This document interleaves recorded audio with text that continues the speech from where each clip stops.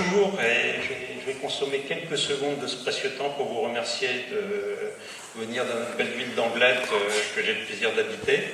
Ça me fait un petit peu drôle de venir travailler à côté de la maison. Ceci dit, ça ne va pas m'empêcher de vous parler du robot Compaille, mon robot compagnon. On a dit beaucoup de choses, des raisons pour lesquelles on fait ce type de technologie.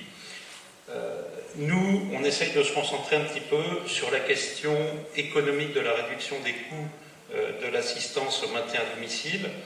On essaye de proposer une solution un petit peu universelle, entre guillemets. C'est le robot, c'est quelque chose qui fait un petit peu fantasmer, mais qui commence à devenir une réalité, avec évidemment les deux soucis de sécurisation et de socialisation, avec une idée derrière la tête, c'est qu'un service robotique ou beaucoup d'autres services n'ont de raison d'être que dans un écosystème et avec un soutien 24 heures sur 24 qui permettent de faire du réactif bien sûr, et également une fonction collecte de données. Donc j'ai entendu le mot éclaireur, je trouve ça très très bien. Le robot accompagnant.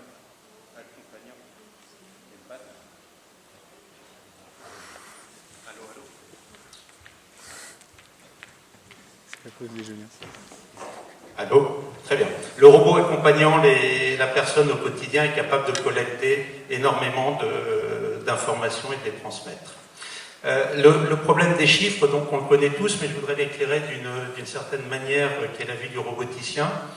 Le métier d'aidant se trouve dans une population qui est la population des femmes de 23 à 44 ans. Et en fait, quand on regarde les statistiques et les anticipations, quand le nombre de seniors va augmenter de 100%, la population d'aidants potentiels ne va augmenter que de 7%. Donc on a un vrai problème mathématique, sachant que nos enfants, les vôtres, je ne sais pas, mais les miens, n'ont pas comme ambition de devenir aidants ou assistants de vie, parce que c'est un métier qui n'est pas très valorisé, mais qui, une fois qu'il va être doté d'éléments technologiques, va peut-être créer des vocations, une revalorisation. Qu'est-ce que ça fait un robot? La partie cognitive, ça accompagne la personne au quotidien, ça lui rappelle son agenda, ça lui rappelle la météo, c'est la question qui est posée le plus souvent. Ça permet de l'accompagner, ça permet de la distraire, ça permet de la réveiller le matin et ça permet bien entendu de collecter beaucoup d'informations et de générer des alarmes en étant en lien avec la plateforme d'appel. Comment ça va évoluer? On pense qu'économiquement, ça n'aura de sens que le jour où la robotique apportera de l'autonomie physique aux personnes.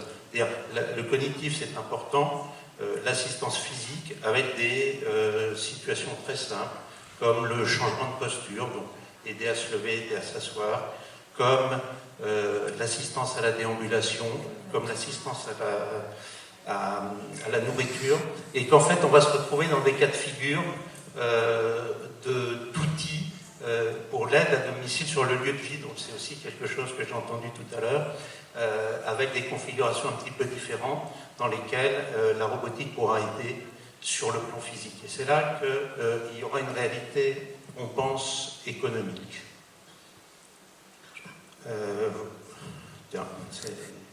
J'ai encore 30 secondes pour conclure.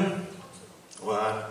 Donc, comme je disais, ça fait un petit peu fantasmer la robotique. Où est-ce qu'on en est aujourd'hui? Un robot, les preuves de concept et d'acceptabilité ont été faites. Avec nos versions précédentes de robots, on a accumulé plus de 1000 jours d'expérimentation chez les vrais gens, avec les vrais membres de l'écosystème. Les derniers qu'on a fait, on les a fait avec une mutuelle et une plateforme d'assistance IMA, qui est la plateforme de la Maïf. Et dans les 2 prochaines années, on espère multiplier le nombre d'expérimentations dans des véritables conditions, avec autant de partenaires que possible. On imagine que d'ici 2 années, ces produits vont devenir des produits industriels et se diffuser. Donc,